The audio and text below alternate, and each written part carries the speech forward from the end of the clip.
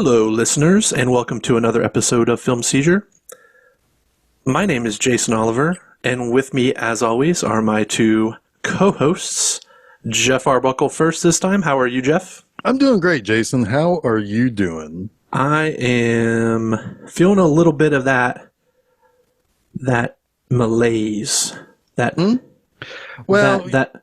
That cemetery engineer malaise. Yeah, well, we all do what we can to not think about life. And this is true, but yet life goes on. Yep. Chuck, how are you doing? How are you? Yeah. Yeah. Well, there it is. That's perfect. That is perfect. This week's... Jason, one of us is a big titty babe. Yeah. Oh, no. I think I'm just going to call you Carlo instead. Okay, fair enough. If you have not figured it out from the context clues, this week's episode is about the 1994 Gothic, phantasmagoric, surreal, and still very Italian 1994 film Cemetery Man, a.k.a. Dellamorte Dellamore. Much better name. My Much better God. name. Of death of life. Yes. Of love. Of life or of love? It's of love. Of love, yes. Of death of love. Yes. Yeah. Yes. Much better name. Rupert Everett was not pleased with the non-Italian title. I mean, it just rolls off the tongue, and it tells you Dellamore. It tells you more about the movie. If you know, like, yes, it's the theme right there. Yeah. Right. It's also the the title of the book that was written. Very much so. So, just keep very much so. It is the source material indeed. Yeah. So we've covered this episode or this movie before. This is doesn't go quite far as back as our Deep Red episode, but I believe it's in the first 100. Yeah, it's like 70 something. Somewhere in the 70s. It was after Chuck had done a couple of episodes with us, I think, but before he joined us permanently. Full time. Yeah. It must have been, because I did Tombstone and Nightmare on Elm Street first, and that was like Those were in episode the 70, 60s. Yeah, somewhere in the late 60s, early 70s, something like that. And then we were like, let's punt this guy and talk about this movie, which is awesome.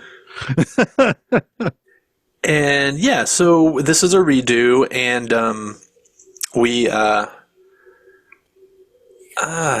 this is one I think that Chuck and I wanted to revisit too because of the new Severin release, which just recently came out in 4K UHD. This has never really gotten a very good US release. There was an old DVD that came out right around the start of DVD, but never really got any love in the United States after that. It was definitely on VHS. Yes, it was. I think I owned the VHS at one point. Yeah, and it did get a DVD release, but it was very bare bones and didn't look the best. And there were European Blu-ray releases. Yes. And I think one maybe in Japan too. Yeah. But this was one where I was like, man, if there was ever a movie that Severin was going to release, it was going to be this one. So I've been holding off on pressing that button on the import, and I'm glad I did because they did it up. It is beautiful. It's gorgeous. Beautiful edition of this film. It looks perfect. So many special features to go through. A really wonderful essay, a booklet included by Claire Donner, who is involved with the Miskatonic University of Horror. Very, very well done set. So very excited to kind of dig back into the whole universe, because it is a universe of which Francesco Dellamorte, our main character, our titular character, exists within. So why don't you tell us a little bit about that, Jeff? Okay. So the writer of Dellamorte Dellamore was or is Tiziano Sclavi. Now, Sclavi, he actually wrote the book in like 1983 or something like that.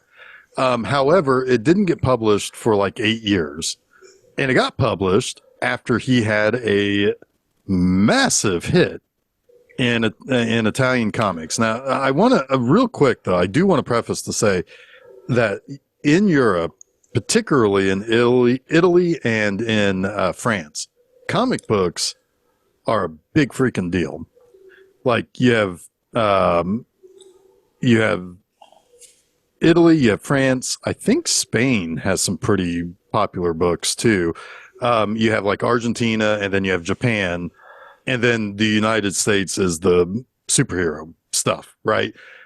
But a lot of European comics are written for older readers. Now, maybe not necessarily adults, although certainly some do break through. But Soavi in '86 published Dylan Dog, which is meant to be kind of a British and or American kind of style character. And honestly, what he did was he mostly lifted Francesco Dellamorte and just created Dylan Dog out of him. Mm-hmm. That's why Rupert Everett was cast. It's why he wears a black suit. Now, Dylan Dog wears a red shirt, but he's very much, it was an in-joke, a tip of the cap for Dylan Dog. Was like, well, Rupert Everett or Soavi told his artists that's what you need to base this character's looks on. Yeah. Yep. Yeah. And so all of it, like, it's not necessarily as, I mean, I think that it was all a tip of the cap for Dylan Dog. Now, later on, it's quite a get. It's quite a get to get. Yeah. Dylan McDermott. Jesus Christ! I Oh, almost you did it because of Dylan Dog, Dylan McDermott, Yeah. Rupert Everett. I have this thing, ladies and gentlemen, of confusing Dermot Mulroney, Dylan McDermott, and Rupert Everett. So bear with me on that. Yeah. But yeah, it was quite a coup to get Rupert Everett, especially considering the likeness. Yeah. Yeah. Now there was an issue of Dylan Dog where Francesco did show up. And so it is kind of considered in the same universe. And actually it's much more, this movie is considered much more of an adaptation of Dylan Dog than it really is. The movie that the Americans made, with Brandon Routh later on. Which we covered when we covered it right after this. Cemetery Man. Yeah. And then, and it is likely a little bit closer to Dylan Dog in the film of this film version than it even is the source material. Because, so. I like what Soavi says. He says they look identical, but while Dylan Dog is solving problems, Francesco complicates them. Yes. Yeah. And Claire Donner says, he's like a twin who absorbed some of Dylan Dog's qualities in utero. Yeah.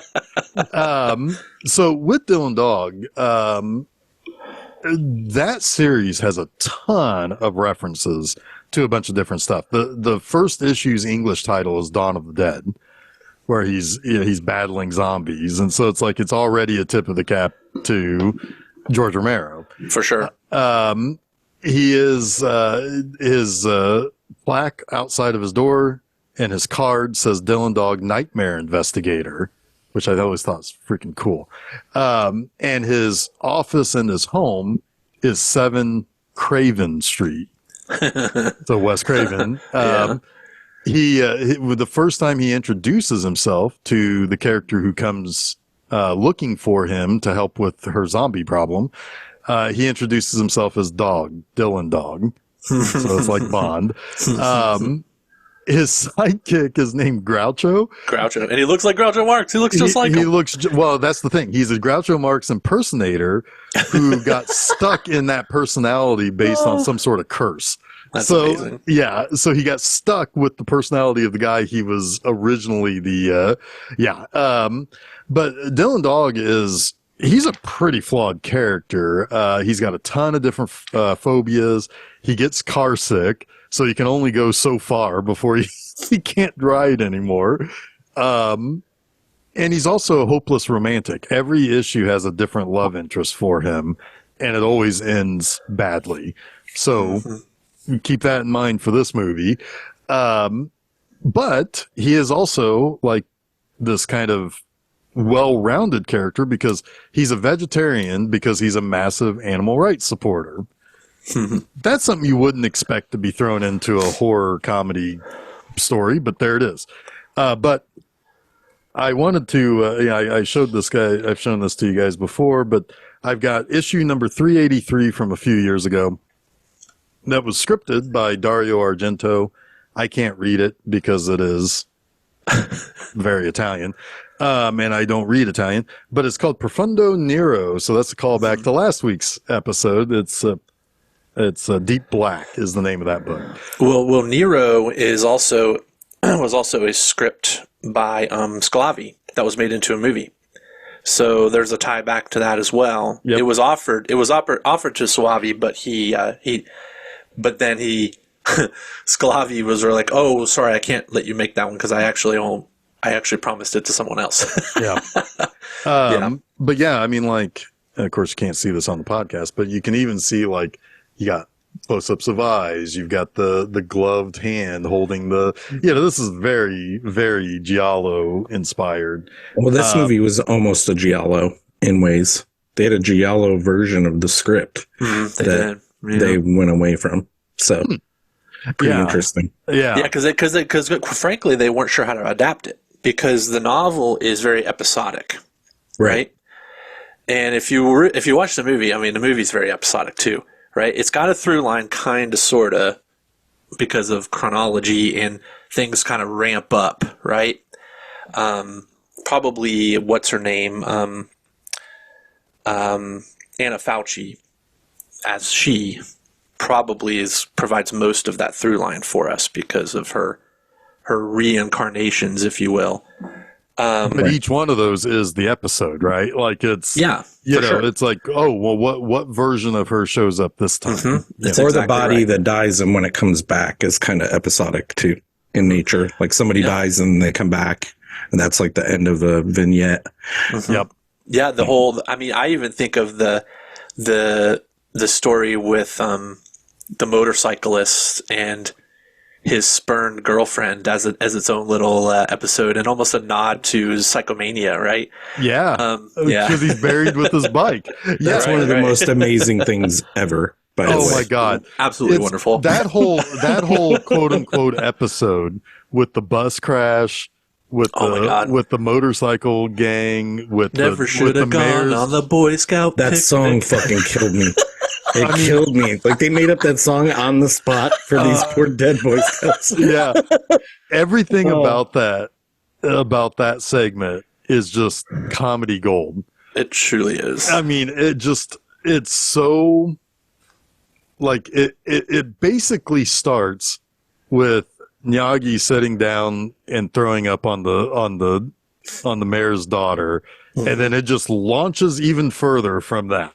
Like if you thought that was pretty funny, hang on a second, because we're gonna have a bus full of dead Boy Scouts. But anyway, but yeah, to get back around to what I was saying, that was the challenge of the movie was figuring out how to write something coherent that matched the flavor of the novel.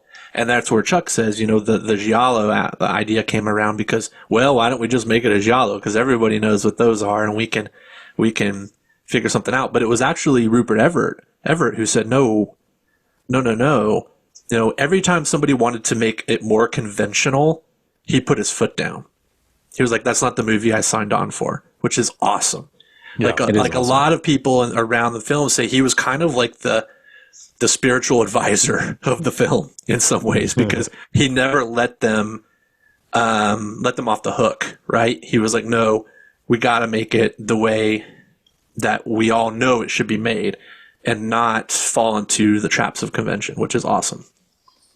Which is pretty great too, because it makes this movie one you can watch like in a myriad of different ways. Yeah. I could watch this with the sound off and just stare at the visuals. Like I don't need the sound to watch this movie. I can watch it as a comedy and then get really sad at the end. I can watch it for the Man, because there's so much under, I don't even know how to describe it, like underneath the surface of this film about what's actually happening to the cemetery man or Francesco. Like, what is this all in his mind? Is this right? Like, who are these characters pieces of him? Like, what is actually going on? His reality is blurred. Has his reality always been blurred? Right. And you can throw all that away and just have fun. Right. Like, it's pretty neat. Pretty neat movie that way. Without the convention of a storyline, it makes it endlessly watchable.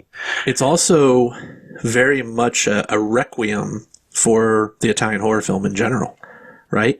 Like all of those sort of Italian archetypes and cliches we're in division are instead of throughout this film. Yeah, and it's very much, not only is it one of, I think, the greatest Italian horror films, but it's probably the last really great one. That's the name of the Donner thing too, right? The last. It is, yeah. That's kind of her thesis. Yeah, is that this movie was the last of its kind, and while being so, it was paying tribute and also burying its past, which is interesting because it takes place in a fucking cemetery. Exactly. Yeah, right. It's the headstone and the funeral, I think, is what someone said. Yeah. Yeah. Crazy. Pretty cool. All right. So, Cemetery Man. Jeffrey, did you have Cemetery Man? No. Chuck, was this the first time you've seen this?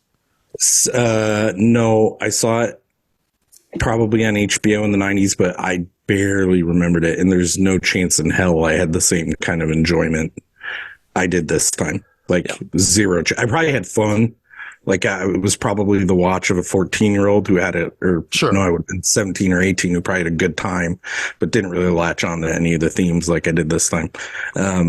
But yeah, it was like a first time watch in a lot of ways.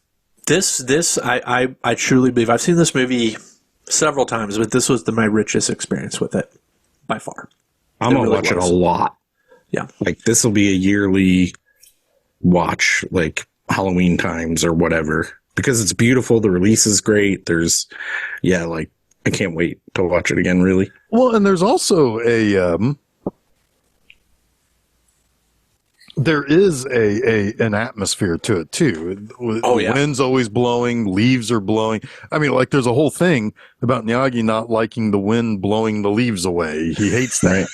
So good. And we're all trying to forget about death in our own ways. Yeah. Yep. And it's that's the line that I wrote down, which is, we all do what we can to not think about life. Yeah. And it's and it's he has such when the freaking Grim Reaper shows up. That's so awesome. But anyway, but no, there's so many good lines, just musings that come out from him. Yeah. Well, you could tell it's a comic book or a book because of those internal thought bubbles that pop up from him all the time. And they're all extremely profound. Mm-hmm. All of those lines are great. They are great. They're almost faux profound in a way. Sure, but they're so entrenched in his moroseness. Is that a word? Moroseness is his melancholy, and I think that's part of why he's such an interesting character, because he's very immature, right? Yeah. You have Francesco, who is very emotionally immature, and then you have Nagi, who his maturity is trapped. His maturity is trapped. Exactly right. He's almost like that locked-in syndrome, right? Yeah. Yeah. And the contrast between the two and how they complement each other is fascinating throughout the film. Which is why I guess my thesis of this film is that they're the same person. Right. They're each the missing part of one another. Yeah. That's certainly a way to take it. I agree. Yeah. And I think when he recalls near the end, it's he calls Nagi his best friend. He's I never realized he was my best friend. Right. Right. Yeah. Right. It's definitely a realization, I feel, of a coming of age. Yeah. Right. Mm-hmm. Yeah. One other thing early in the movie, he does say, because of his profound lines or whatever that are faux. The one that I found the most interesting, and it kind of ties back to Deep Red, which we talked about last week, is he says you can't live on memories alone. So there's certainly a part of him that you could go hours and hours about what happens in this movie being just memories of his, and I'm not going to do that. But there's certainly a part of him that feels trapped, right? Like, I only know what has happened to me, and I can't get out in the world to experience more, which is examined later, Absolutely. too. I mean, like, he doesn't even know if there is anything outside this town.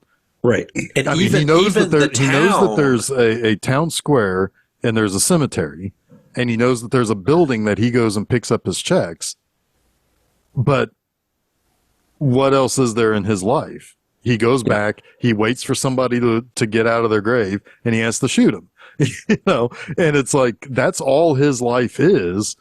And yet he seems to hint at the idea that he has these memories of a different time or a different part of his life that I don't know if he necessarily yearns for or thinks is in some way, shape, or form important to him. It's hard to say. I don't know. It is. And that's why I feel like in some ways maybe this is all just a construct, right? That's where the surrealism plays into this film, right? It's all psychosis. It's all in his mind in some way, shape, or form. Every version of Fauci that comes to him, right, is appealing to a different part of his id or something, right? But yeah, even the town that is outside, you know, the town that he lives in is a source of anxiety for him, right? He doesn't like going into town. The townspeople make fun of him. He's even made a story about himself that he's impotent to further distance himself socially from the people of the town, right? To make him like I guess someone that they would want to feel uncomfortable around, so they will distance themselves from him. Mm-hmm. So he's constructed these walls, right? Even in his own small existence. But he's also perhaps concocted a very important role for himself, right? And that is to kill the dead. Right. Who come back within or 7 days after they die. And it's only certain people. And we're not going to explain what the reason is for this or why it matters or whatever. Right. Yes. Go ahead. He addresses that even. He's like, is it an epidemic? Does this happen in every cemetery? Am I the only one? At the end of the day, it doesn't matter. It's my job. Right. Yeah. He plays up to the idea that he is conscripted to put the dead back into their grave. But he's the only one who knows that that's the job. He has told one other person. Right. But and it's basically Franco is the only person. Is that another person? Right. Exactly. He sure looks a lot like Rupert Everett, doesn't he? Yeah. That's a good point too. Yeah. Yeah, they're both British too, no less. I mean, my wild theory is that Franco is actually Francesco Dellamorte and Nagi, and he is legit in a coma somewhere. But I don't know. This could very well be a Jacob's Ladder sort of situation. You know, I mean, That's what I love about it. Never count out the ability of it being a Jacob's Ladder. Right. Some kind of snow globe situation. Oh. Yeah. Incidentally, this movie opens on a snow globe. I know, it does. It ends on one too. Yeah. It's almost like they planned it that way. Oh, it's almost like they know what they're doing. It's almost too like they were maybe cognizant of a loop of some sort, and even within the genre that they were making the film, kind of fascinating, kind of crazy. It is. This is one of those movies. Like I've shit on some Italian movies in this month. You have, and I've made blanket statements that aren't fair. This movie, I do not believe was made as schlock, was ever intended as schlock. this is a movie that was very carefully crafted and well thought out. It was not a money grab. In fact, this movie was self-funded to be made. It had no major production company backing. It was very much a labor of love, and it absolutely shows. Yeah. I was going to say something that totally escaped my mind. Son of a biscuit. Somebody else go. Sorry. All right. Well, maybe we should start getting into the nuts and bolts. Do we want to do that? Yeah, let's do it. All right. So, we've already kind of talked about the beginning, right? He's a cemetery man. There are bodies coming to life of certain bodies every 7 days, and his job is to put them back in the earth. It starts with him on the phone with his buddy Franco, and he gets a knock at the door. He walks over casually with all that malaise he has, right? Yeah. And he opens the door, and there's just this gentleman standing there with a briefcase. He looks at his eyes, and then he looks at his nails, and he sees there's dirt under his nails, and he's just like, shoots him, and he turns around and walks back to the phone. So that's your kind of introduction to what he does daily or constantly, however long he's been doing it for. You also find out he has his assistant, Miyagi, who lives in the basement. By the way, I do want to, real quick, I do want to say Francois Haji Lazaro, who plays awesome. Nagi, he just died a year ago. Yes. At the end of February of 2023. He did. So he was, he is in another one of my favorite surreal City of Lost Children. Lost Children, yes. That was the one that I never rented it, but I loved the box because it had that guy with all those things sticking out of his head. He was also in a like a gypsy punk rock band. He was the leader of a gypsy punk rock band for Les decades. Garçons. Yeah, the Butcher Boys, I believe, was what it translated to. Yeah, rest in peace for sure. Like kind of a French legend. That guy, like big personality. Yep. Well, he absolutely owns this role for he sure does. As limited as you think it would be. It's not. Nope.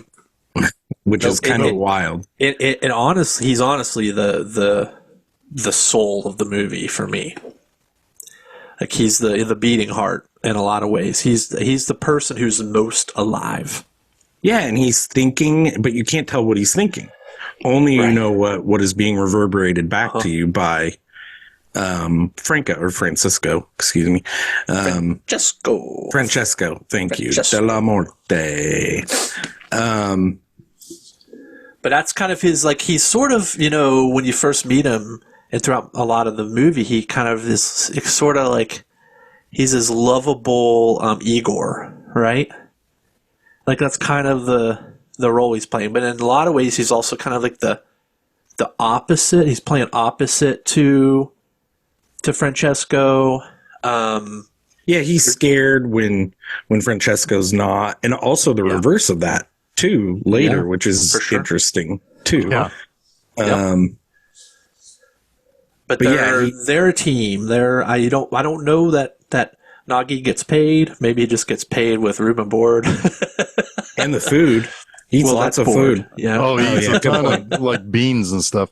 Yeah. Well, and in a sort of way, you kind of think of him almost like a dog, right? Like he is kind of the trusty sidekick, and he's, he is almost treated like, I mean, while he's never really like, yes, there are times in which Francesco has to tell Nagi to stop doing something or to don't do this or don't do that or whatever.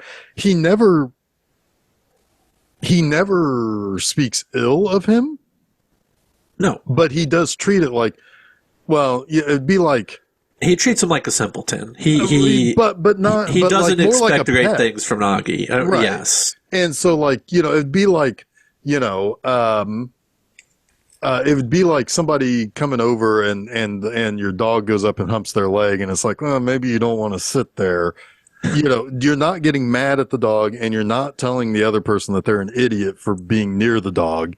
Right. But you're kind of just treating it like that sort of situation where it's like, right, and somebody's not going to be mad at the dog for humping his leg or throwing up on him, like that. Nobody's mad at Nagi for the dumb shit he does. Exactly. But also, even like the way that Francesco talks to him by pretending, right, in a literal sense, what he's saying is something people do with their animals all the time. Absolutely. Yeah. I mean, 100%. And I like the air quotes around pretending, because that's super interesting, right? Yeah. It's not, he doesn't just speak Wookiee. He doesn't speak Nagi. It might be something else there. Yep. Yeah. Yep. Love it. Go ahead, Jeff. Sorry for jumping in there. No. I was just going to say that it's like, I mean, you, it is, their scenes together are just my favorite. Like when there's nobody else around, when it's just the two of them, those are my favorite scenes of this whole movie. Yeah. I mean, not to say this necessarily to take anything away from the other scene, but it's so much more engaging, the two of them together, than it is when Francesco's around the girl. Yeah. I mean, like, it's no wonder that there's a kiss that's shared between two sheets of fabric, because that's how you feel around them. Like I can't ever grasp on to exactly what's going on between them. And like, it's very clear that he likes the girl because, well, she's a very pretty girl, but at the same time, there's nothing else about her. It's his immaturity, right? Exactly. Right. That's because Nagi is repressed. Like, if you think of it in the other way, right? Like, this is one person. Whenever she's around Nagi, like, the moral center or the caring part of this symbiotic relationship is gone. Yep. Right. So he just, which is funny because when Nagi has a friend, exactly right, the other one's not around that much. And even when he notices that, he has to end up killing that person. But also the relationship Nagi has with Valentina is on a more mental, emotional level. They actually like spending time with each other. Yes, indeed. Right. So they both have like a core piece missing, right? Yeah. Right. I'm not even convinced that Nagi has the core. Maybe he does. I don't know. That's interesting to consider, because I think he's the best parts of the two. The best part of the two, if you consider them as separate. This is hard to talk about. Maybe what he's really missing is just self-confidence. Well, and conviction. One has, one has all the innocence, and the other has all of the cynicism. Yes, that is very true. And so the innocence is where a lot of like actual real emotion is felt, whereas the cynicism is always pushing it away. And everyone needs just a little bit of cynicism, a little bit of skepticism to protect yourself. But every time something happens to you, some of your innocence dies, right? Like just in life, like you're losing innocence constantly. You can't get it back. It is like a life meter, isn't it? Yes. Yeah. One you goes only have up, so the much other of goes it, down. and then it's gone. It's almost like proportional to vitality, almost, right? Yeah, probably. Yeah. This movie is sobering. A sad thing to think this about. old scout is not going to knock me out after all. Oh my. Jeff, do you want to continue with where we're at? Because I think she is about to show. Yes. Yeah. So we do meet a lot of like various other characters, right? Like, we see this old lady who always comes and visits. Is it her husband? I think it's her husband. I think it's her husband too. But she's always, and like, she's almost differently obsessed with death, right? Like she's kind of looking forward to dying. She wants to be in the cemetery. That's why she spends so much time there, right? Yep. But she is, she's very friendly with Francesco. She's very friendly with Nagi. She's, at one point later on in the movie, she comes back with two little portraits. Which one should be on my tombstone? As if she's going to die tomorrow. It's like bringing two swaths of cloth and saying, which is the better color for my new dress? And he's like, why not both? Why not both? one other connection to Deep Red here too. She keeps calling him an engineer. Yes, which is what the mother of the killer from Deep Red keeps calling him. And he gets mad about this. He gets mad about being called an engineer, and she's not the only one who calls him that.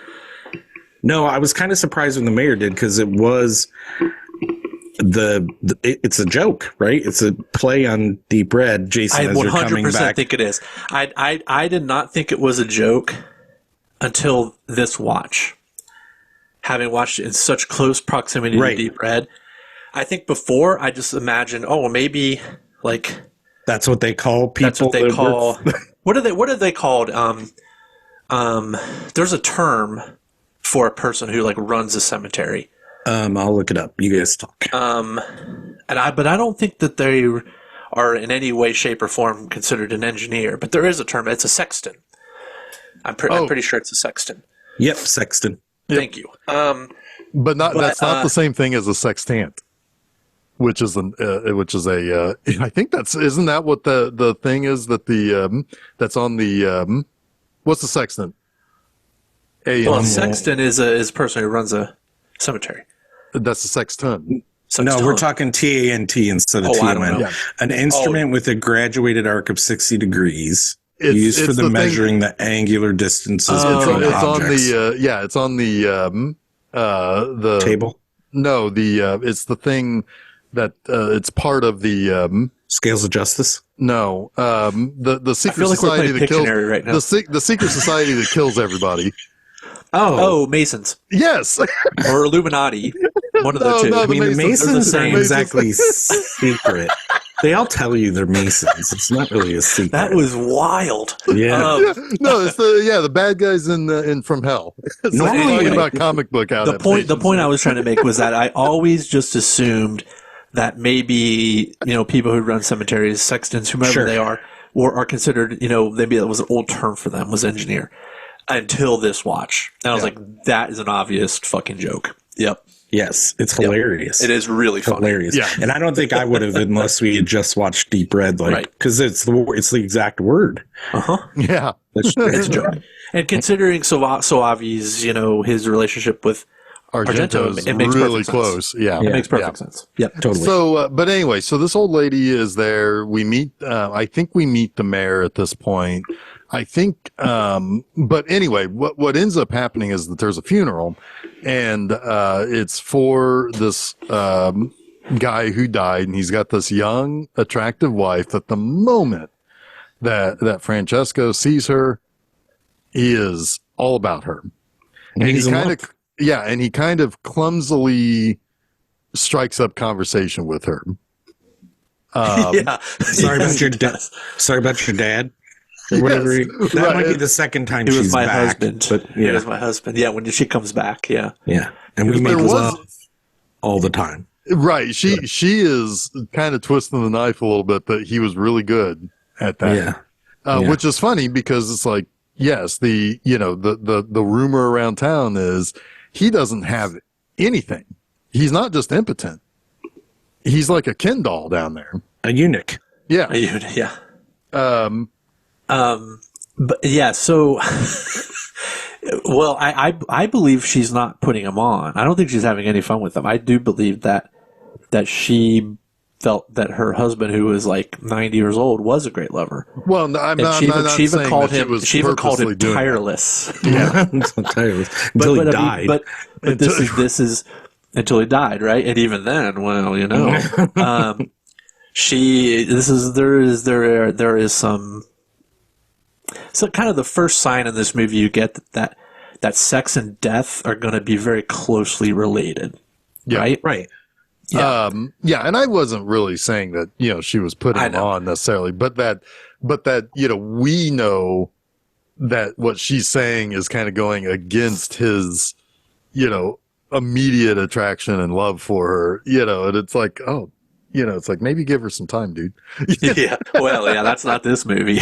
No, that's not. Nobody has time. Nobody has time. Death is coming. Three Can't give versions anyone time. three versions of this character fall in love with him instantly in different ways. Yeah. Oh Yeah. my God, it's wild. So he ends up, I think, after meeting her, this is when he goes and he sees Franco. He picks up his paycheck, and he is talking about the fact that it's like, yeah, I got to deal with people coming back from, or whatever. And Carlo doesn't believe it. So at first you think, oh, this is a whole thing, right? Like this is a thing that people are aware of. No. Carlo thinks he's crazy. He doesn't really say Franco? Franco. Yeah. Franco. I know. I did the same thing. Like Franco. I want it to be Carlos so bad. I know. Yeah. But Franco is like, and he's like, I don't care if you believe me or not. It's what I deal with. And he's like, yeah, okay, whatever. And then just kind of later on, they're on the phone together. And he's going to get him a form, the people. 103 form.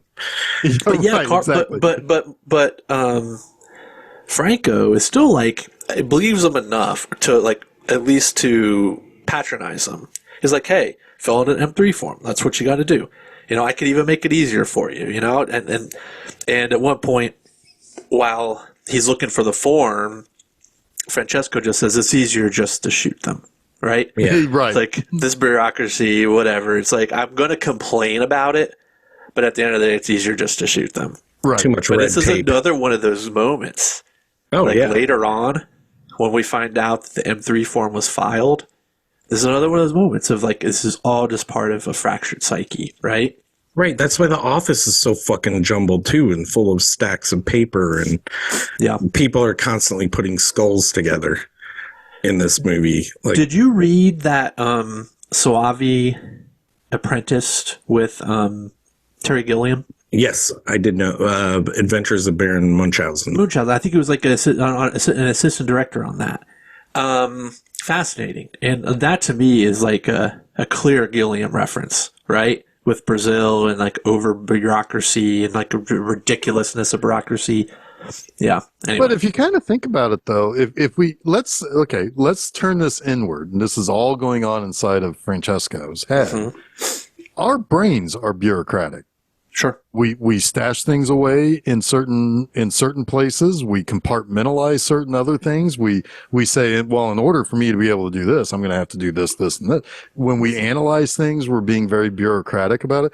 So, and then when you're piecing together pieces of a head, that could mean a lot of different things. When you're literally trying to put a skull together, yeah. Well, there's also a part of Yagi's the only one who knows really how to do it. Yeah. Yes, and he's repressed. Genius. It is genius. And there's also the part of your brain that always lets you off the hook, even when you know you're guilty. Oh, yeah, because, that comes up Who later, does that too. in this movie? Oh, constantly. The sheriff. It's totally the sheriff, yeah. Oh, yeah. You Because at one point, at one point, he's so like, good. well, at two different points. In one scene, he's like, this isn't the first one you haven't solved. When he did something when everybody is there, and they're like, what happened? It's not the first time you hadn't solved a mystery. And then another one where he's so pissed off that somebody else is taking credit for his shit. And, and it's like, it's like he's incensed by it. Did you notice who that was? That's Mickey Knox. He's old cop in Stage Fright. That's him? Old cop in Stage Fright. Same guy. How great is that? It's almost like a doppelganger there, right? I almost feel like if they had put in the old janitor from Stage Fright as Nagi, and he's just always saying that he always locks the door and he always, and I don't mess around when there's stuff that's going on. It would have fit too. Yeah. That fucking guy. I love that fucking guy. Old cop. Old cop. So he so then he says something to the girl that does get her attention. Oh yes. He's got an ossuary. An ossuary. What is the actual definition of an ossuary? It's a box. It's like a tomb. A container or room in which the bones of the dead people are placed. So it's where the bones go. So they don't necessarily rot there. Yeah. So basically, if you're scant on space, Yeah. you can collect all the bones and put them in an ossuary. Put them in an ossuary. Huh. Now, yeah. It's where the bones go. Yeah. So yes, she's very, very keen on that. She is more than keen.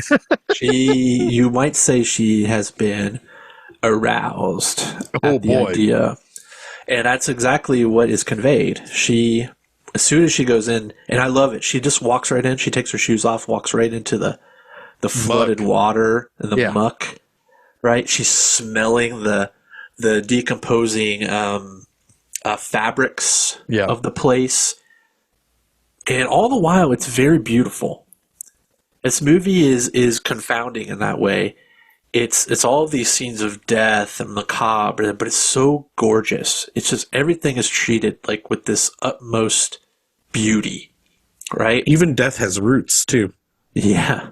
Well, yeah. Anybody who comes back from the dead have branches growing out of their their heads and stuff.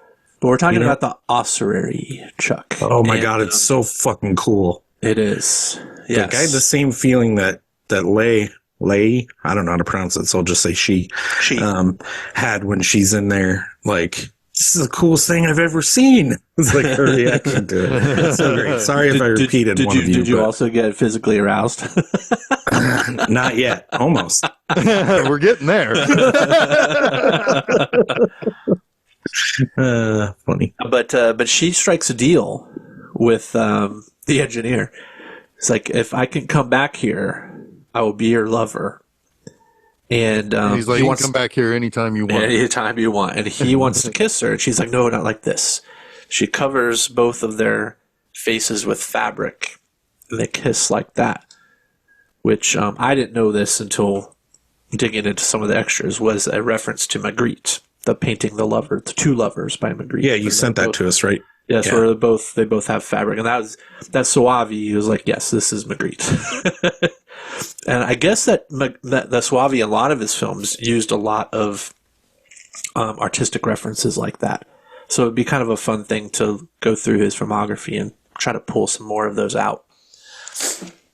Magritte is also a very big influence on David Lynch, just to throw that out there. I mean, this movie is semi-Lynchian, right? Like, at times, I would say. Yeah, I always wonder, like, how to define that. It's like a feeling, right? More than it's an aesthetic. And yes, I agree. It's sort of dream logic, the episodic aspect of it. Nothing really connects, but it connects, right? Yeah, and that feels very Lynchian to me. I forget the term for it. There's an actual word for this, but like, it's that space between two things where you're like liminal state. Yeah, it's like liminal space. There's lots of liminal state or liminal space in this movie, and Lynch uses that all the time. Thank you for knowing exactly what I was freaking talking about there. I got you. The Masons? Yes, the Masons. They are the liminal state. The liminal state is coming for us. Back up.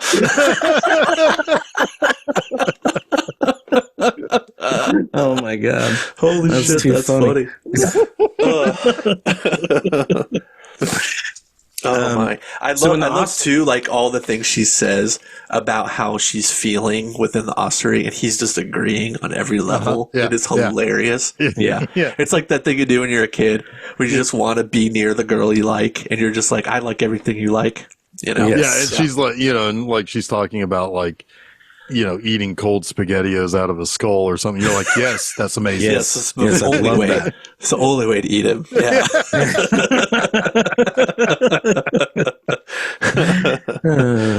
You've got a real nice ossuary.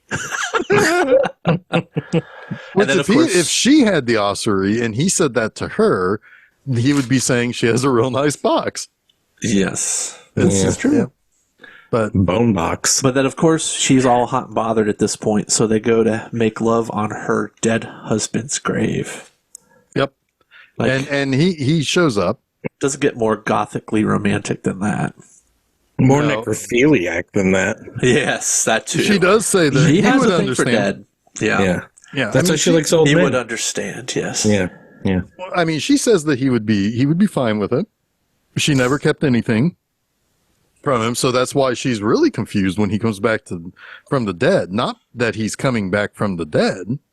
He's angry. But he's like, why are you angry? But he also has come back too soon.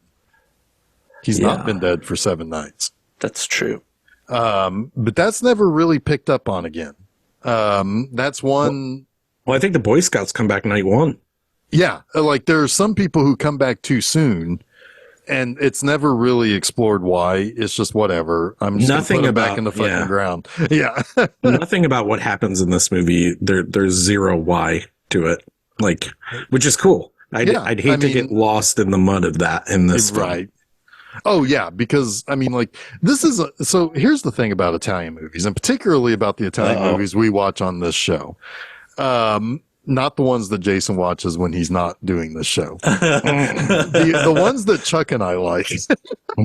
I have a good mix. Yeah, fair enough. But the ones that Chuck and I like are I think Chuck, you would agree. We like them because these are very vibe based movies. Like you're either into it or you're not. Yeah, I mean, they remind me of watching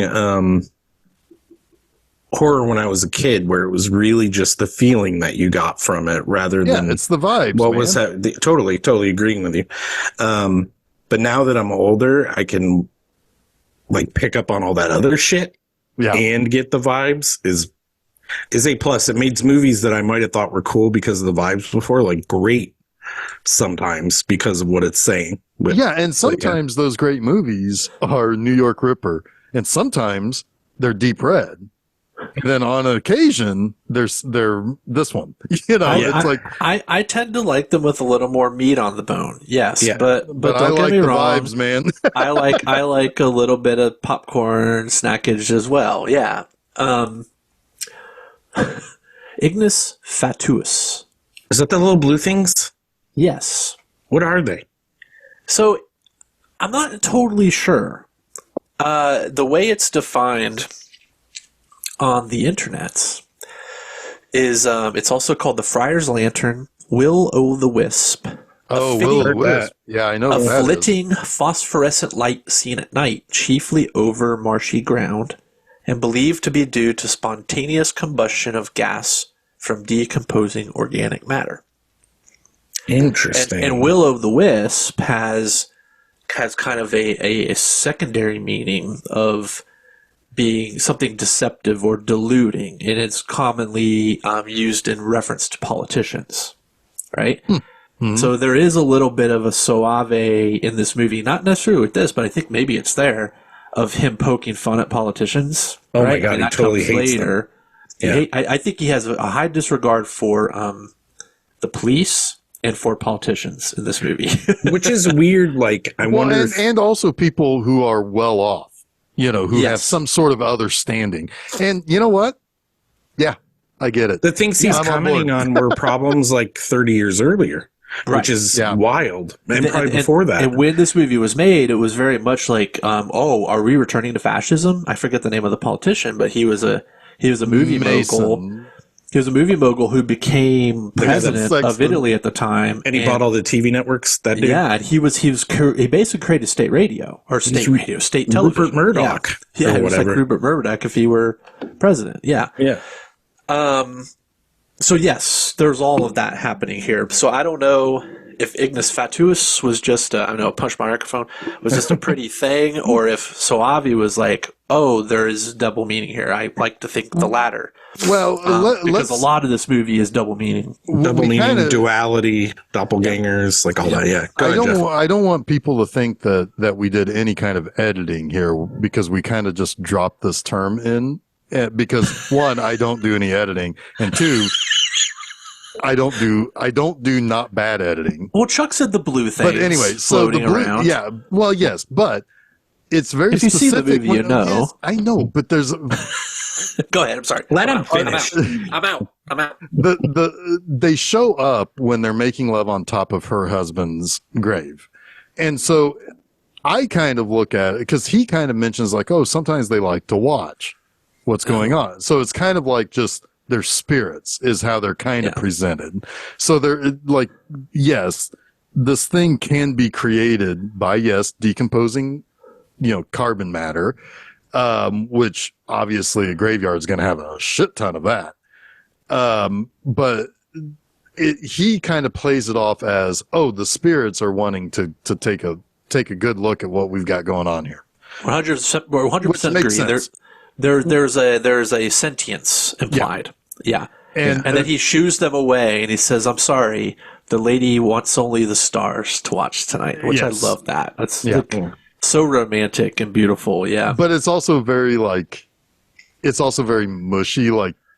little cheesy. It's a little immature in its cheesiness, but it's good line. I mean, but in the moment of like that type of passion, it gets a pass. Sure. You hopeless romantic, you. Yeah, you Dylan dog or something.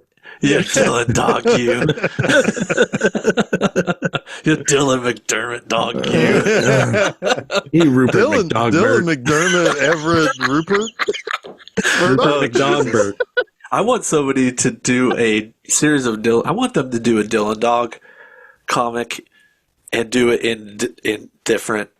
Like, do Dylan McDermott version, do it. So all of your mistaken identity versions? Yes, I want them all Dermot Mulrooney. I want them all to be personified within Dylan Dog. Well, you know what that sounds like to me, Jason? That sounds like a multiverse situation. Oh shit, you're right. We got a Crisis of Infinite Dylan Dogs. If they ever did a Dylan Dog multiverse, that would be the perfect way to do it. Yes. Who do I talk to? Well, and here's the thing. Argento's still alive. Is Sclavi still doing it? Ralph can still be there too. Sclavi is just kind of like the Stan Lee of it. He's just kind of gets credited as the creator. This has to happen. But you can still have Brandon Routh too, because he's been Superman. He's been around for multiverses. Of course, you have to have Brandon Routh at this point. He's in the multiverse. Yeah. Oh man, that's by the way, good. Brandon Routh that's too good. Brandon Routh was not bad casting for Dylan Dog. No, he wasn't. It's just it was just kind of an imitation of But anyway, all right. Well, we're not talking about that one. We're talking about this one, Cemetery Man. So while they're making love, what happens? Well, the husband comes back. Yeah. And he's like, I've got a tree growing out of my head. What's going on with that? I'm angry. Bite. He bites her. And finally, I don't know, how does he kill? He kills him with another gravestone, right? Like a cross from a gravestone. Yes. Yeah. He puts it through his head and kills him because the only thing traditional about this movie is how you get rid of the zombies, right? You have to shoot them in the head or break their brains or something. Right. Yeah, because decapitation doesn't even work. You have to destroy the brain. Yes. And then they have this short, I wouldn't even call it a conversation. Francesco is saying, we'll be together forever. Not even death will stop us. And then she dies.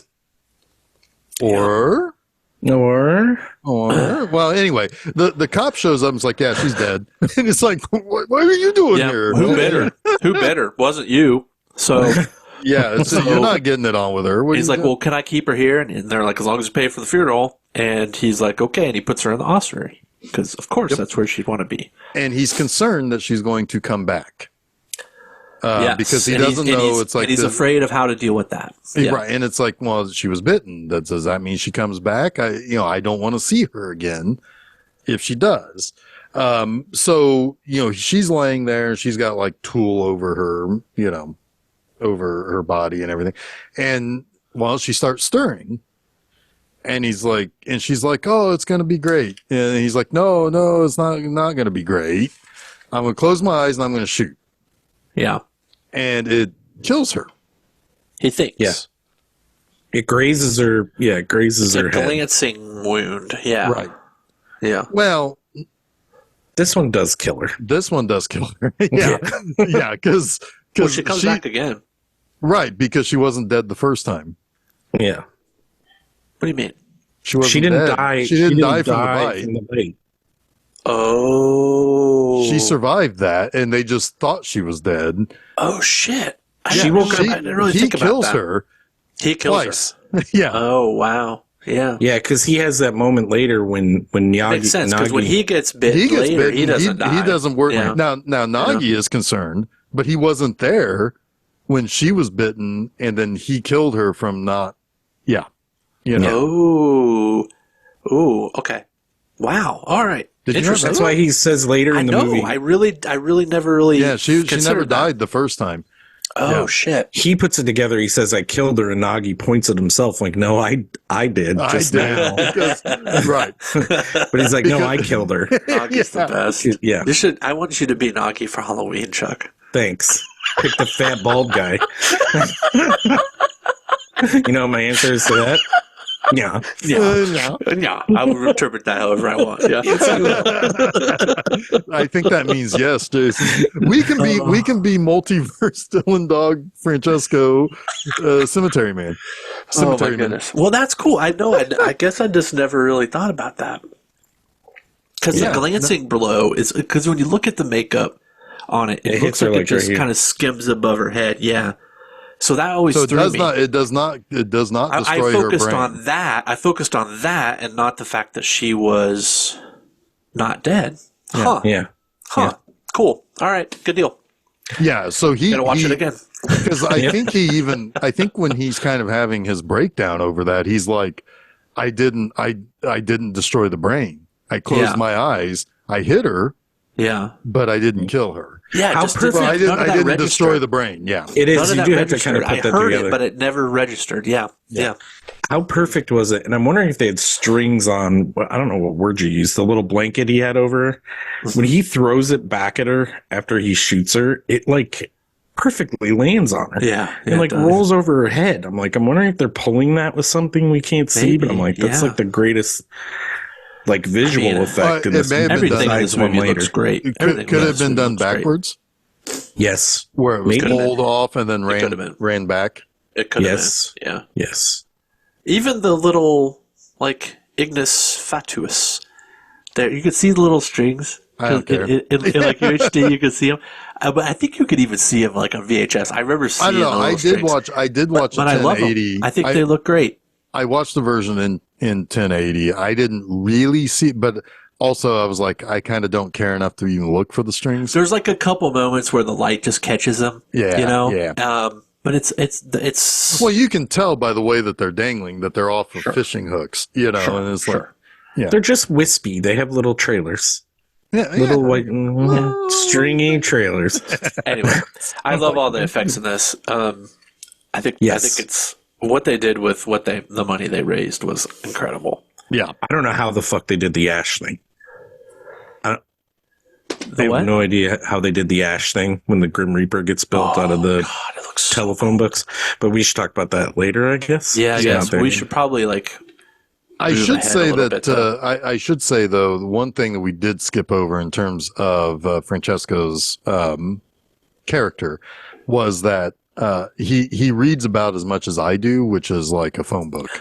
I think you actually read more than him. Well, that's But fair. yes. Yeah.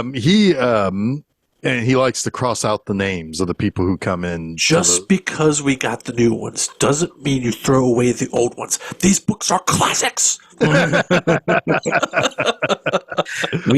because the new ones are not going to have the names of the That's true. people that he has That's ushered true. into the cemetery. Yeah, it's true. That's the moment in the movie for me where I'm like, Rupert Everett is really committed to this, isn't he? Yeah. Yeah. It's great. I wonder if he's a method actor and was like that on set the whole time, but we don't have to discuss that. Go ahead, Jeff. No. So basically, yeah. So he ends up grazing her, thinking that he's killed the only woman he's ever loved. She comes back later, to which then he's like, wait a minute, you already came back once. He's confused by it. And she kind of looks like a demonic angel in the scene too. It's kind of cool. But that's when Nagi kills her and he's like, oh my God, I killed her originally. That's why she came back. And Nagi's like, nah, he's like pointing to himself and he's like, no, I know you just ended her, but this, like I killed her to begin with. So then, so it's about this time, I think, where we get into the funniest segment of the movie, which is we meet the mayor's daughter, Valentina. Because they go to town. They buy Nagi ice cream for burying someone. He's like, you do it. I'll buy ice cream after. Right. Which, by the way, we never see him actually bury anyone. It's always Nagi. Yeah, I mean, he was in the hole when he was doing it, and then Nagi gets in there and starts digging out faster. But yeah.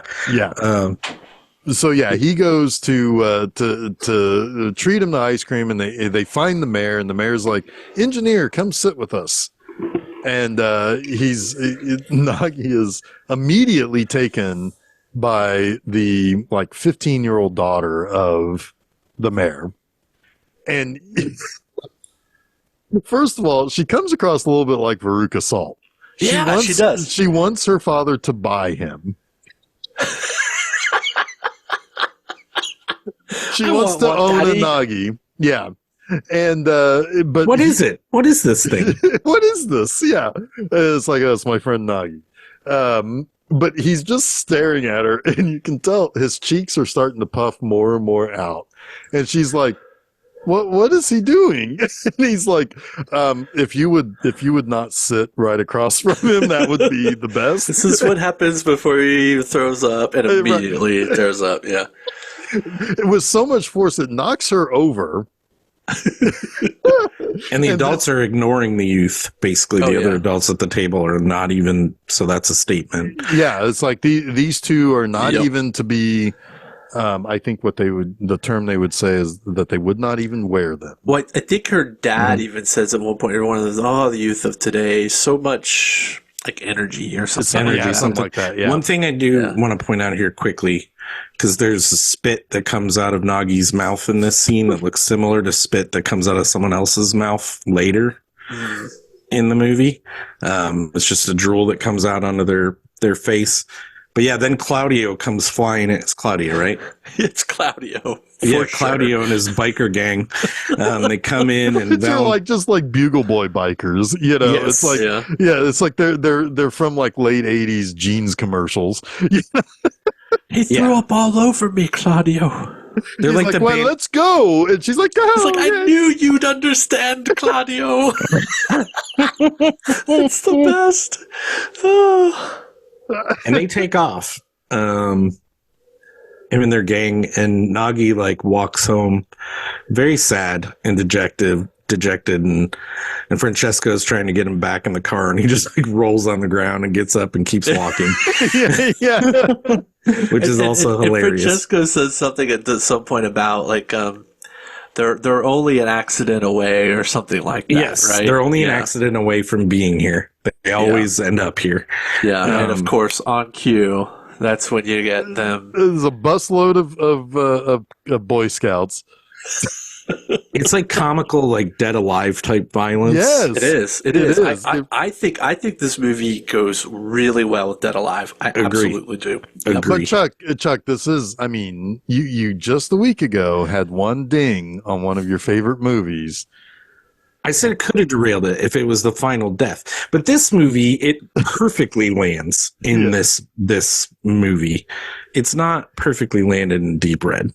Okay. It's cool, but I still like seeing heads get crushed like watermelons. Sure.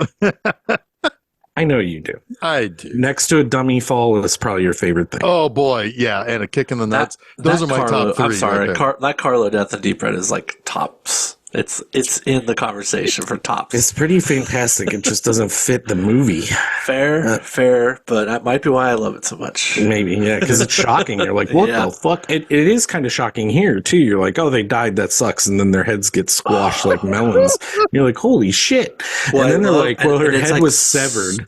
Yeah, it's like that was more than severed. Yeah. It's smash cut to Francesco just going about his business, walking through the garden of the cemetery and turning around and a procession of coffins. Yes.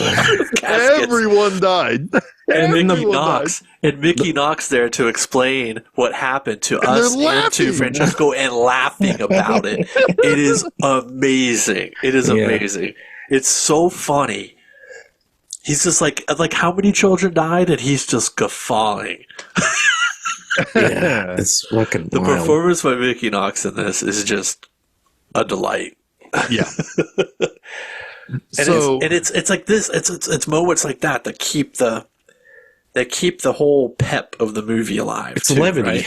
And it's like, also hey, stop taking this so seriously. Don't be Francesca. You'll have time for that later. Yes. I promise. Yes. It comes for all of us. Yes. So then, basically, They bury Claudio. There's a girl that shows up who's important, who wants to. She's like got her face on the bike, and that's when you realize they're gonna bury Claudio with his bike, and you're like, what the fuck?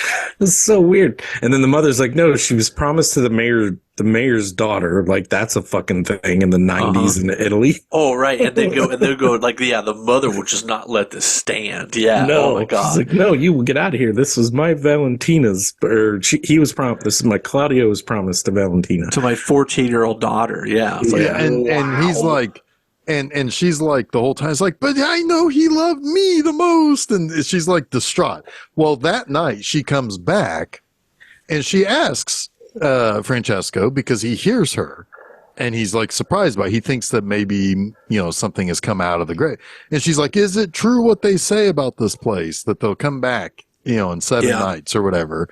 And he's like, get out of it. Visiting hours is over. Get out. And he's already like I have no time for the living, because he's already like consumed with shooting, zombie Boy Scouts, because they're all coming back.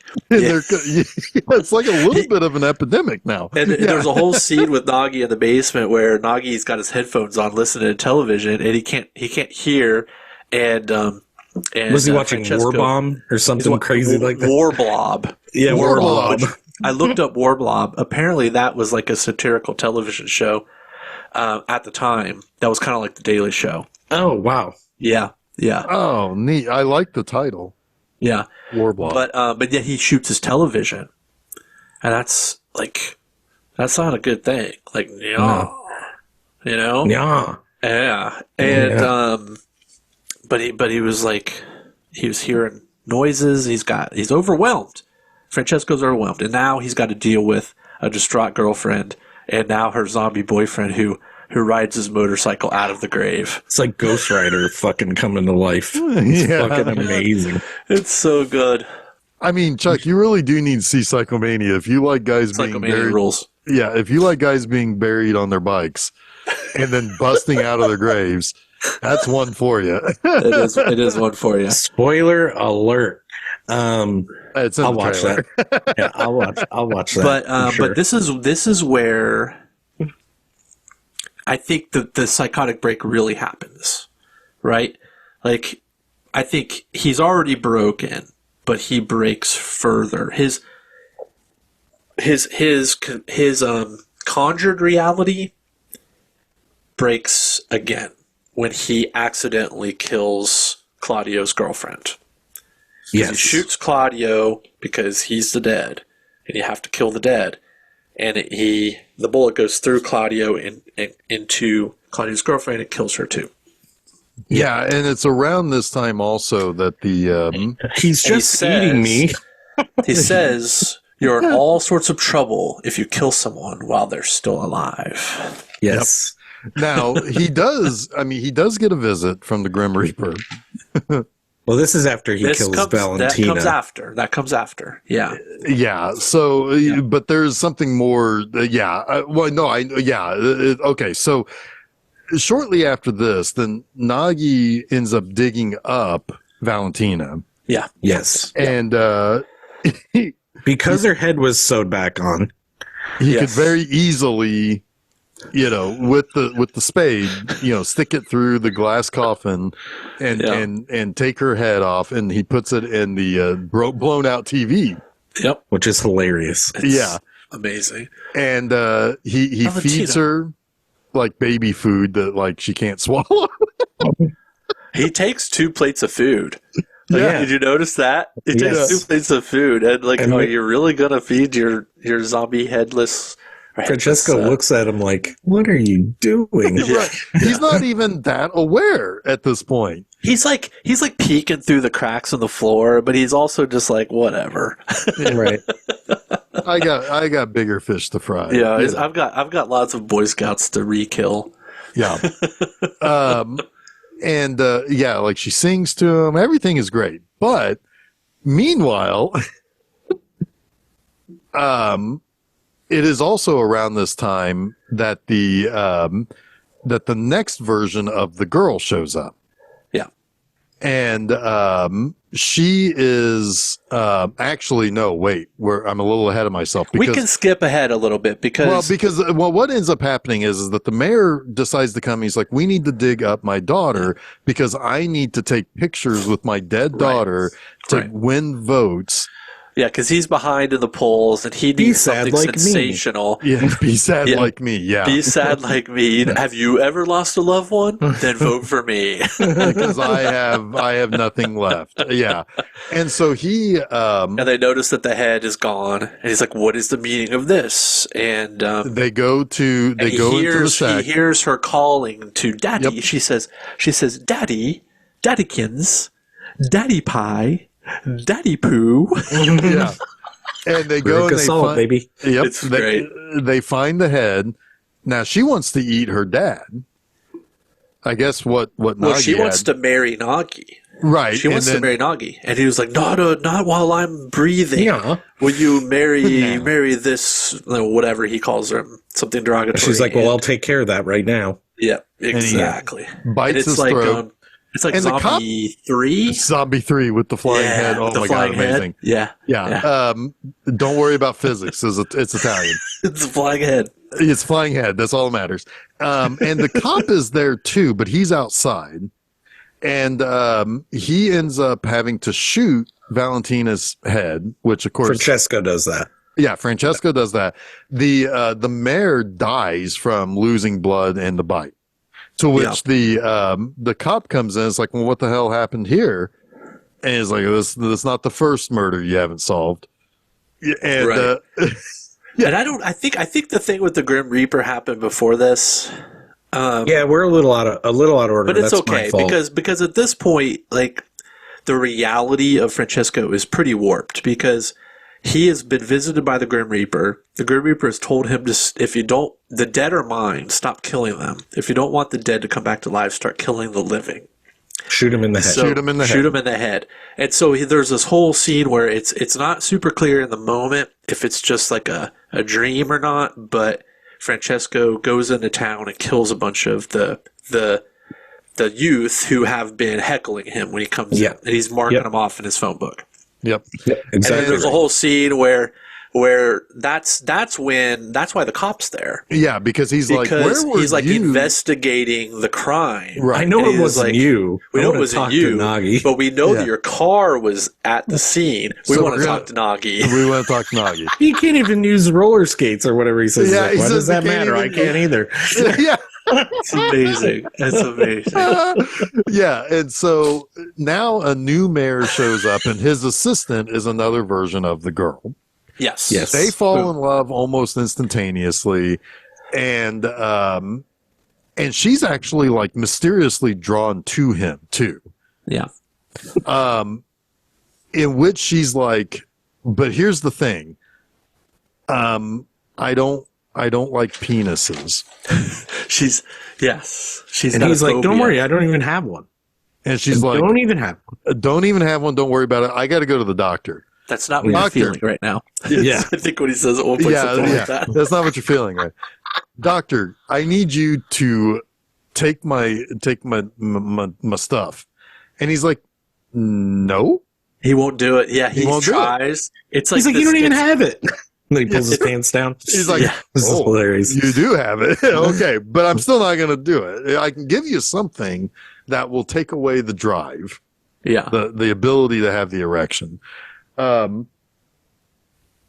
it's like chemical castration. He gives them. It's a big shot, like right out of Reanimator. Yeah, and it's the whole scene with the doctor. I'm sorry, but the whole scene with the doctor is everything that Matt Walsh thinks happens when somebody decides that they're going to be a trans woman. Oh it's my like God. you just walk into a doctor's office, like, take it off. Okay. That's what they think happens, and it's fucking amazing. That's so good. It's like, did they watch this movie and like subconsciously remember this, and that's how they're building a whole anti thing? Anyway. Oh my gosh. So anyway, so the but basically he gets this done to where he can't have sex. And the girl comes back and is like, I have news. Yeah. The mayor has raped me, and now I'm no longer scared of the new mayor has raped me. I'm no longer scared of penis, but I'm going to marry him. But I still love you. Just it's different now. Yeah. And it's like, God damn. Yeah. It's like, this is the craziest shit that happens right there in the middle of this movie. I think it's the craziest thing in the movie. And the movie has a lot of crazy things. Yeah. Because also, if we think about this movie episodically, this is such a short episode compared to the others, right? It's like the interstitial from him losing his mind to him being completely gone. It's like the wildest gift of the Magi story, right? It is, it's like, except only one gives a gift. It's like a Tales from the Crypt kind of ending, right? It is, because it's ironic, right? Yes, it's ironic, for sure. Those meds didn't work anyway, so it doesn't matter. And the meds didn't work anyway, because that's a whole other episode, right? That's a whole other episode, yeah. That's next week's episode. It's like, oh yeah, remember what we told the story in the last issue of Dellamorte Dellamore? Yeah, well, it's still a little bit of that continuity exists here, but we have a new story to tell. Well, we're gonna pay lip service to it, and then immediately blow through it. Exactly. Because then he goes looking for whores. Yes.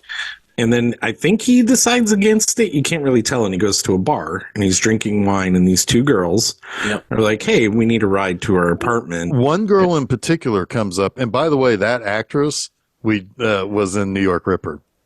Who was it? Barbara Kapitsky. Oh, yeah.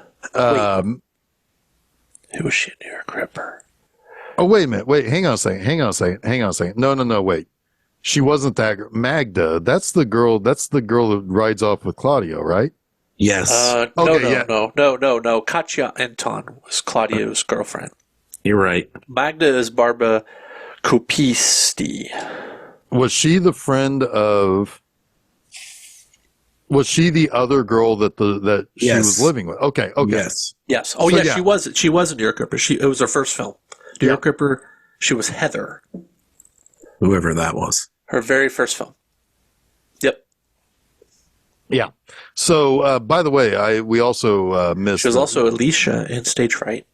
Yep. Yeah, she's worked with Soavi a lot. It looks like she's been in everything he did. Yeah. The voice of the Grim Reaper was Derek Jacobi also, which is pretty awesome. Derek Jacobi. Yeah, he's done a lot of... He's a British actor. Yeah. Holy crap. Yeah.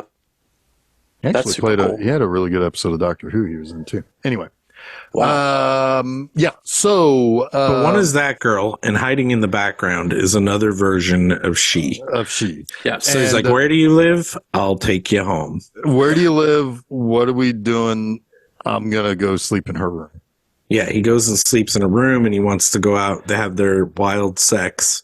One of which he faked an orgasm, which is hilarious. Because she's like, "You've already come 3 times," and he's like, "Well, one of those was a fake." Yeah. Because he wants to go again, and he's like, because he does say beforehand, "I don't know if I can do this," but then basically cut to they're both sweaty, panting. Yeah, he could do it. Yeah, he did it all right. And then he goes to get wine, and the woman, the other friend that was there, is like, hey, it'll be whatever denomination, it doesn't matter. It was like, but she loves me. It was $100,000 lira. And then he's like, but she loves me. And she's like, that's 150,000 lira. 150,000. And then he's like, but she said I could stay the night. And she's like, that's 200,000. Yeah. I was looking up the exchange rate today. The exchange rate, 100,000 lira is approximately $55. damn. Yeah. Damn, I've got that. Let's go. It's like, wait, is Anna Fauci going to be there? Where are you? Yeah. So then he goes back to the room and she's like, get in bed, baby. I'm cold. And he's like, oh, I'll warm you up. I'll fix that. And he has written a check too, which is important. Yep. But then you'll be warm forever. Yeah. You're going to hell, bitch.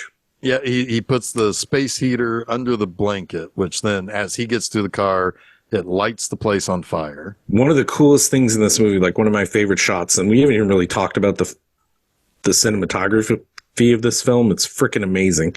But when he lights a cigarette is right when the fire starts and the window lights up. Yep. The window of the car lights up right in front of where he's lighting a cigarette. I'm like, that is fucking cool. How do you do that? That's cool. So much of that, like the cinematography and the direction is so intentionally beautiful. Like it is truly like a wonderfully beautiful movie to just watch. Like when you said I could watch this movie without the volume, I agree. Chuck, it is gorgeous. It truly is. Yeah, yep. I mean, the scene when she earlier is standing around that fountain thing and the moon is in the background, and there's a shot coming up with Francesco and some wings behind him that I was like, I'm blown away by this shot because it's so fucking cool.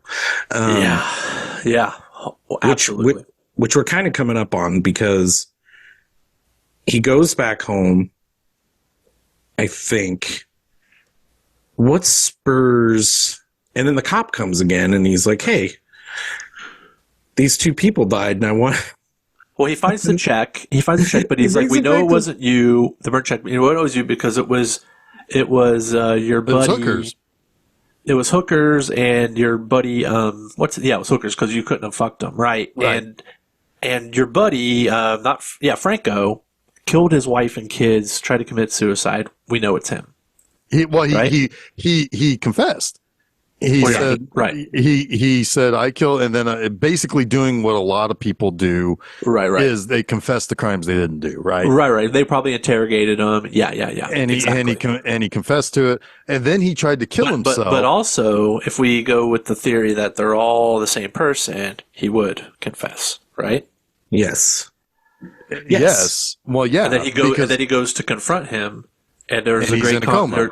And he's in a coma. And that is a wonderful thing. He's like, why are you... He calls him a thief. Mm-hmm. Yeah. Right? And then he starts drooling like Nagi did earlier. Like, same color spit and everything. I'm like, man, there's something to that. Yeah. Yep. Like, yeah. And then he's like, I can't even be acknowledged for my own murders. It's like, do you think I am irrelevant? Yeah. Right? He's the irrelevant one in his own story. Yep. Yeah. Well, and then people start coming in to check on the patient. And he just fucking blows them away one after the other. Doctor, nurse, nun. Yeah, it's amazing. And then he leaves, and he runs into the cop on the stairs, and the cop's like, oh good, you have a gun. You can protect yourself. There's a lunatic on the fourth floor. Talk about the part of your psyche that'll let you off for anything. Anything. Oh my gosh, that's the best. But it also infuriates him at this point because he's like, no, I'm the one. He's trying to confess, right? Like, I'm the one. Look at me. Acknowledge me. Right? Witness me. I was just about to say that. I can see it in your eyes. That's a couple months off, Chuck. We're not there yet. Yep. But then he goes home and he has another, interaction with the Grim Reaper. Yeah. And this is where he's standing between the two wings that are on the ground, and the statue looks headless, and I'm like, that's just fucking beautiful. But he tells the Grim Reaper, like, I'm leaving. I'm out of here. Yeah. And the Grim Reaper's like, you can't leave until you know the difference between life and me. And me. Yeah.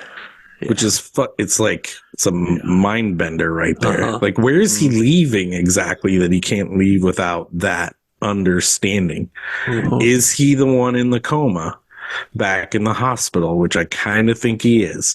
Well, and if you think about the coma being kind of like purgatory, Yeah, it's the in-between. It's the in-between, yeah. Yeah. Yeah, and I don't know, I'm pretty convinced of this after talking to you guys that that's what's actually happening here. I'm telling you, it's a Jacob's ladder.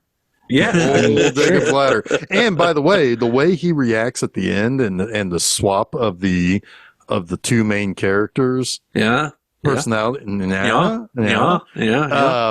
that like confirmed it for me while I was watching it. But well, he's also and that could also mean that his primary. Well, first of all, everything's starting to coalesce, and there's one part of him that wants to return, but then there's also the dominant part of him, which is probably a vegetable now.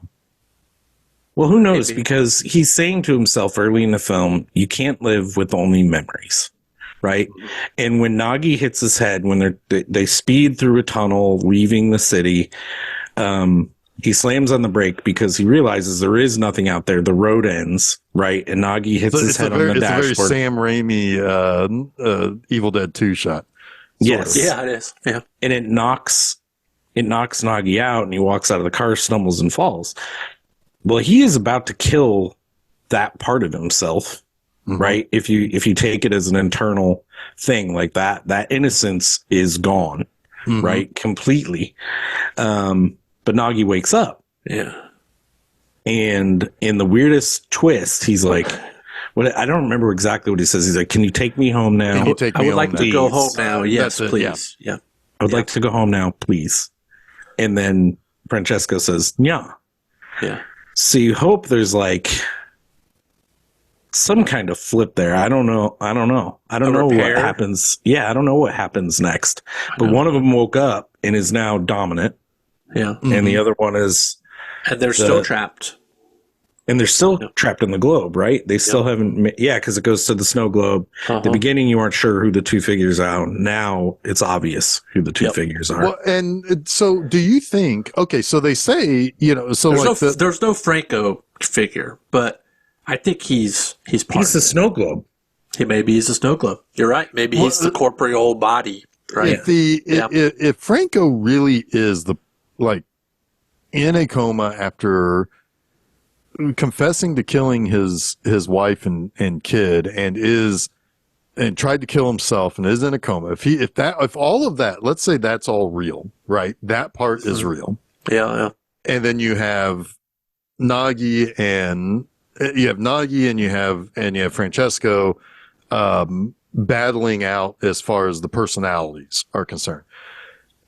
Is it safe to then assume if Franco is the real version of the Cemetery Man, was the wife that he supposedly killed the she that he keeps running into? It could very well be. Probably. I like that idea a whole lot. Yep. Probably.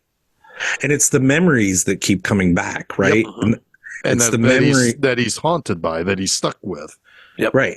And he keeps having to try to kill the memories. Yep. Yeah. I don't know. That's the way I read I like that a whole lot. Yep.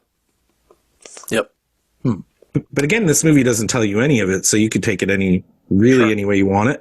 But I think the threads definitely line up to that being a perfectly good way to view it.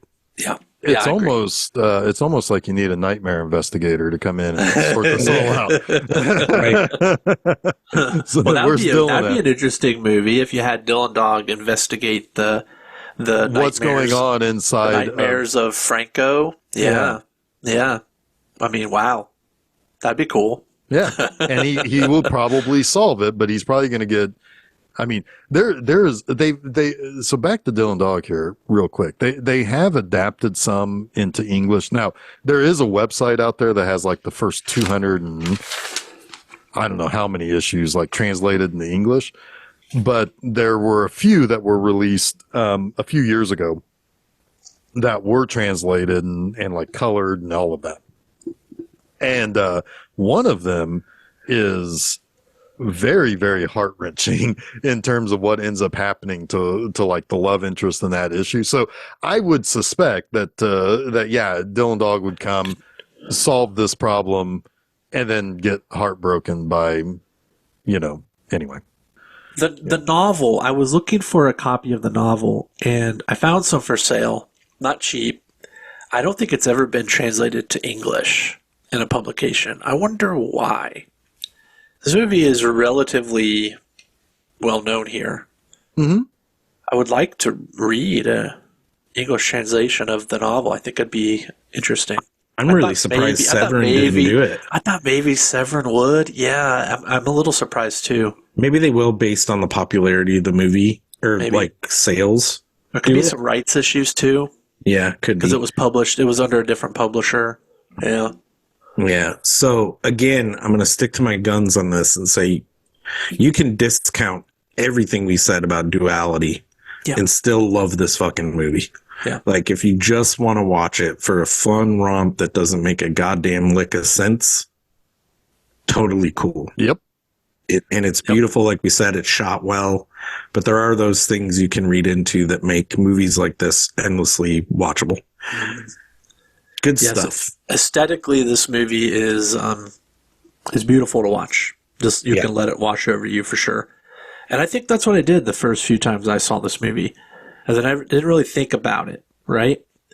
But man, this last watch like got me for sure. And that's kind of wild to say. Like first time I saw this movie, I was maybe 20 years ago, right?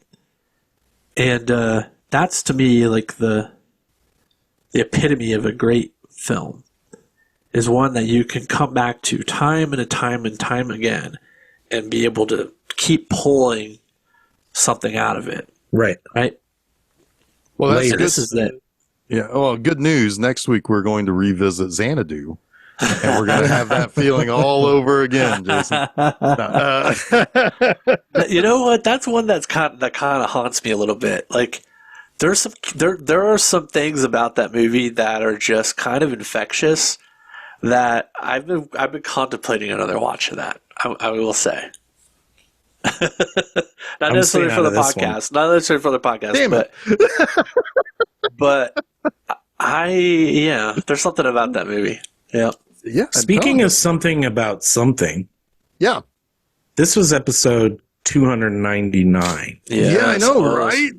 That's crazy. Which is wild to think about, which means what do we do? Like landmark films? I don't even know what you call it. But 300 is a big one.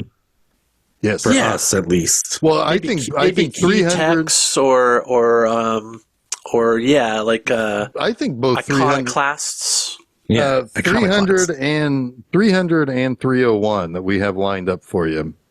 Yeah. Is both, I think, really important Gen X movies. Yeah.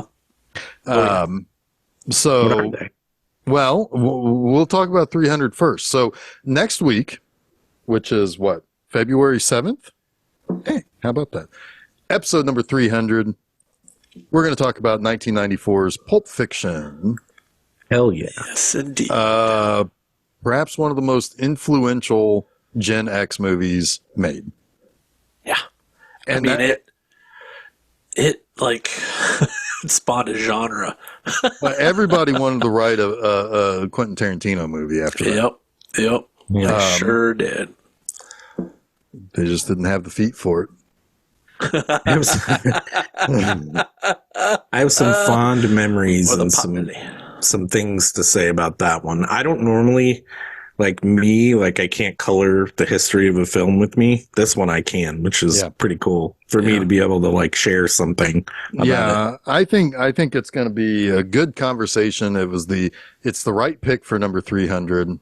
I think for the most part, every time we've had one of those big numbers, I think we've done it pretty well, especially with that Street Fighter movie.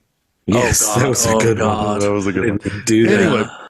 Anyway, so that is next week. Pulp Fiction, visiting the 90s. Man, I have been all about the 90s for the last few years of my life. Kind of remembering my late teens and early 20s. So that is next week. Also next week, on Monster Mondays, I have the start of a whole month of Japanese monster movies that are not Godzilla movies, starting with Gorath.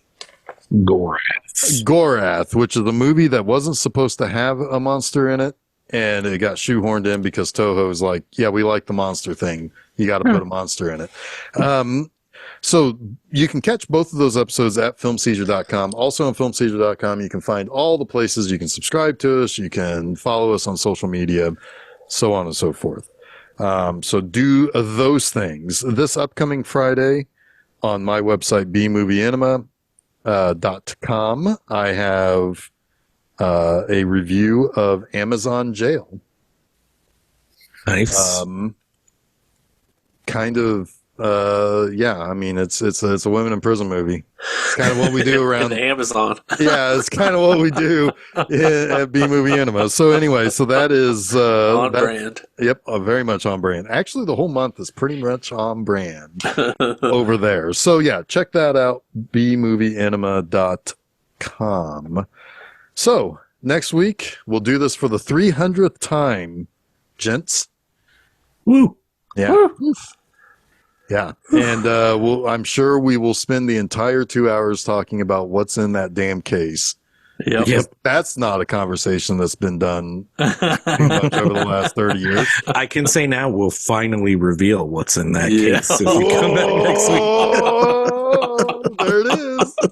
It's like opening up Al Capone's glove compartment. That's what we have to sell this episode with. We finally reveal. Like I'm sure that's like a YouTube quote everywhere too. Yeah. Listen to our episode about Pulp Fiction where we ultimately reveal what's in the case. Definitively, objectively, we know what's in the case. Anyway, so until then, this has been Dellamorte Dellamore. I am Jeff Arbuckle. I am Chuckamore. I'm Jarmo Oliviare. And you have been listening to Film Seizure. Yeah. Arrivederci, Italy.